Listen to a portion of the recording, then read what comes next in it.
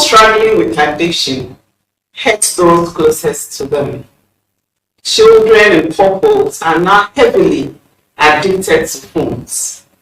Today on the Relevant Tips Show, we'll be discussing tips that will help us break free of the habit. I have with me my friend and HR specialist, Na, who will help us with the tips. Welcome. Thank you. Thank you for the opportunity. What is phone addiction? So phone addiction has to do with the excessive use of phones. If I could go a step further, with the olden times when we were using just the normal punch phones, people were not so much into phones because you only use it to make calls and then you drop the phone. But with the soft or with the smartphones, now there are so many apps on the phones, and with the exposure of internet, there are so many things you can do with the phone. So a lot of people are now getting more addicted to the phones. Okay, so what are the signs that someone is addicted to phones? Okay, so some of the signs that a person is addicted to the phone includes having the phone wherever you are going. That includes occasions. You see people at a gathering and then that particular person is withdrawn.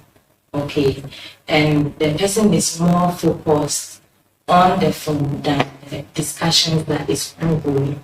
Another thing could be taking the phone into the washroom. The person freaking out when the phone drops. The person becomes sad when the person doesn't get a missed call or doesn't get a call or doesn't see any likes popping up. These are some of the signs that a person is addicted to the phone.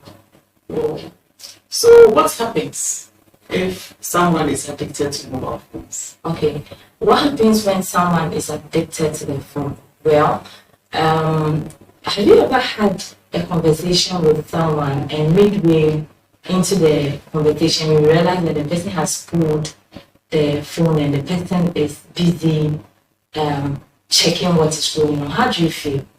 Well, that's the reality now, but I feel bad. Yes.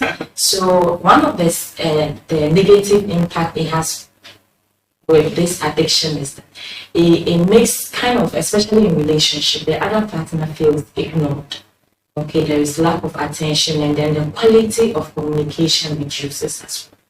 And then it kind of sets the tone for mistrust in relationship and then in marriages, and it can even ruin the relationship or the marriage.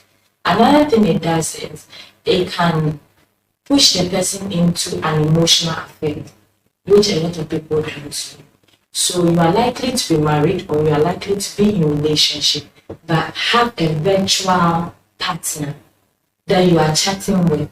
So the person can be sitting with the partner all right and be chatting with another lover elsewhere without the knowledge of the other party. Is it the intention that they want to have? With the excessive use of when you overuse something, there's always a disadvantage, and that's one thing that it also brings about.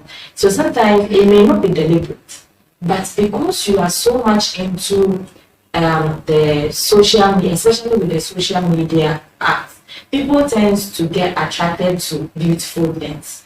So when you get attracted to, you are likely to also chat with the person, and the person is likely to also return the same feedback. So you kind of have a virtual relationship without even knowing it, and sometimes you cross the boundaries in relationship and marriages, not deliberately. Well, how do you address the issue? Okay, to address it means that if it's a relationship or it's a marriage, means that the other party has noticed that there is the challenge. So to address it, the two parties need to know that this is a problem and that it's not a particular person who is at fault and that there is a challenge that needs to be addressed. So first of all, they need to set the parameters within which the phone should be used. So let's say when you come to the house, probably silence your phone. Okay, we know that smartphones can also be used for businesses and products. but at least let people know that at certain points in time, I need to give quality time for my personal life and for my family. Because if you don't have a sound mind, you will not be able to have a sound decision, and also that will also impact into your other businesses. So know that once you get home or once you are with your partner, the phone has to be in silence. Another thing could be that you can play a game. The two of you, when you are having dinner, put your smartphones on the middle, on your on the dinner table, the middle part. The one who will be the first to pick the phone will be the person to pay for the bill. Then somebody will always be paying. Okay, so it becomes a challenge. Okay, and then make sure that the phone should not be the last thing you look at before going to bed, and it should not be the first thing you look at before you leave bed or when you wake up in the morning. That shouldn't be the first thing you look at, because your morning tone sets the tone for the day. So imagine you wake up and the first thing you pick up is the phone and there is a bad news. How would your tone be throughout the day? Smartphones encourages habits that are damaging to our relationships. Let's find that balance. Thank you for coming now. Thank you. Thank you for watching.